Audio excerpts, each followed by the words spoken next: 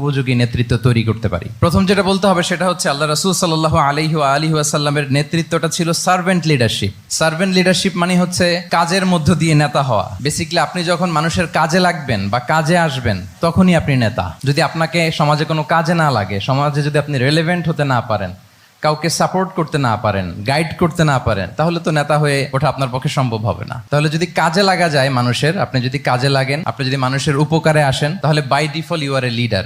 If you are society oriented, if you are people oriented, if you are service oriented, by default you are a leader. আমরা যদি আল্লাহ রাসূল সাল্লাল্লাহু আলাইহি ওয়া আলিহি ওয়াসাল্লামের জীবনের দিকে একটু খেয়াল করি, তাহলে দেখবো যে নবী হওয়ার আগেও কিন্তু আল্লাহ রাসূল সাল্লাল্লাহু আলাইহি ওয়াসাল্লামের এই ক্যারেক্টারিস্টিক্স গুলো ছিল, এই ফিচার গুলো ছিল। উনি মানুষের অনেক কাজে এসেছেন, তিনি মানুষকে সাপোর্ট করতেন, বিপদে তাদের পাশে দাঁড়াতেন, তাই না? তিনি তো অফিসিয়ালি 40 বছর বয়সে নবী হলেন, যদিও আল্লাহর এলেমে তিনি অনেক আগে থেকেই নবী।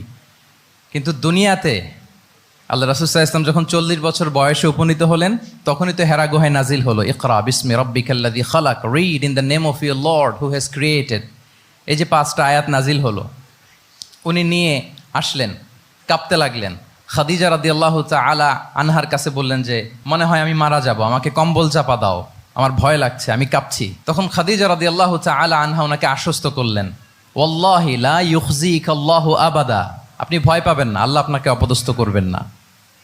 ইন্নাকা লা তাসিলুর রাহিমা ওয়া তাসদুকুল হাদিসা, নিশ্চয়ই আপনি আত্মীয়তার সম্পর্ককে বজায় রাখেন, আপনি সবসময় সত্য কথা বলেন।